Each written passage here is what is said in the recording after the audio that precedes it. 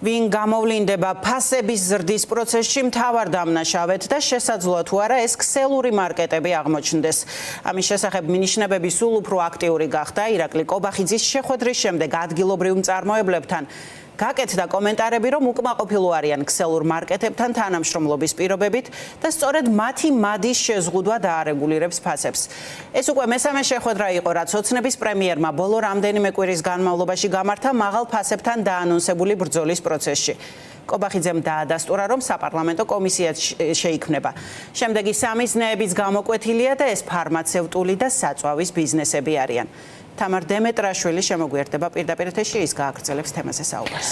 არასამართლიანი პირობები და ქეშბეკები, რასაც მწარმოებლები მაღაზიის დახლებზე პროდუქციის მოსახვედრად იხდიან. სწორედ ეს მთავარი პრობლემები გამოკვეთეს დღეს კობახიძის ფასების კომისიაზე ადგილობრივმა მწარმოებლებმა. ამბობენ, რომ თანხები, რასაც ქსელებს უხდიან, ასევე თანამშრომლობის სხვა პირობებიც, მათ შორის გაყიდული პროდუქციის საფასურის ჩარიცხვის ვადები ადგილობრივ მეწარმეებს მძიმე მდგომარეობაში აგდებს. ამიტომ ითხოვენ, რომ სამართლიანი თამაშის წესები დაწესდეს, შემუშავდეს და მხოლოდ ქსელური მარკეტების ინტერესები არ იქნას გათვალისწინებული, როგორც ეს დღესაა. ამბობენ, რომ ისეთი ვითარებაა შექმნილი, როცა პირობებს სწორედ ქსელური მარკეტები აწესებენ. შეხვედრაზე მყოფი ბიზნესმენი ლაშა პაპაშვილი კი ამბობს, რომ კობახიძე რთულ თემას შეეჭიდა და რომ არ არსებობს მზა რეცეპტი და გზა, რითიც ეს პრობლემა მოგვარდება. სამაგეროდ ეთანხმება მის მოსაზრებას, რომ ქვეყანაში ბევრი მაღაზია. წარმოებები თავისთავად მუშაობენ ძალიან დაბალ მარჟებზე, მაგრამ წარმოებიდან თარომდე გასავლელი გზა არის სწორედ ის გზა, რომელზეც ხდება საოცარი ფასნამატების წარმოქმნა. ჩვენ შემთხვევაში, როდესაც წარმოებლები დამოკიდებული ვართ საცალო ქსელებზე, მათთან რეალიზაციის თვალსაზრისით, ეს არის მათთან ჩვენი ურთიერთობის პრობლემა. ანუ ის პირობები, რასაც ისინი აყენებენ იმისათვის, რომ ჩვენი პროდუქტი განვათავსოთ მათთან თაროებს. ძალიან მძიმე პირობებია. ეს არის ქეშბეკი, ეს არის შესulis გადასახადი, ეს არის გადახდის ვადები. მაღალი მარჟების ქეშბეკების მოთხოვნა ჩვენთვის ქართველი მწარმოებლებისთვის არის ყველაზე დიდი ბარიერი, რომ მივაღწიოთ როგორც ფასის რეგულირებას, ასევე ზოგადად გადავრჩეთ. უბნის მაღაზიები დაიკეტა, 90% აიღეს უკვე ქსელურმა მაღაზიებმა.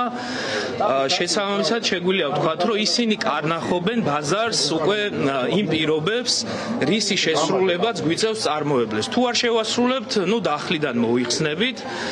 შესაბამისად მე ყველას მოუწოდებ, რომ შევიმუშაოთ სამივე სექტორმა, როგორც დისტრიბუციამ, ასევე მწარმოებლებმა, ასევე ქსელებმა მთავრობის ჩართულობით ის სამართლიანი თამაშის წესები, რითაც შევძლებთ, რომ ფასების რეგულირებასაც მივაღწიოთ და ქართული წარმოებაც დავიცვათ. გამოსავალი არის ალბათ, რომ ყველამ ერთიანად შეთანხმებულად რაღაც გადაწყვეტილებები მიიღოს და ისე მოხდეს ფასების შემცირება. ჩვენ შემთხვევაში მაგალითად დისტრიბუცია აძვირებს, კიდევ ის აძვირებს, რომ მასშტაბი არ არის იმხელა ქვეყანაში, ვთქვათ, რამხელაც სხვა ქვეყნებში არის. მე არ ვიცი სოფლიოში ესეთი რეცეპტი, რომ აი ესე გავაკეთოთ და კარგად იქნება საქმე. ძალიან ფაქიზი თემა. მაღაზია რო გახსნა $1,000,000 გინდა, მაგის რემონტში, მაგის დანადგარების, მაგის ყველაფერში მოსახლეობაც ხდება და შეიძლება ცოტა ამისი რეგულირება რა, რომ ნაკლები მაღაზია იყო ცოტა.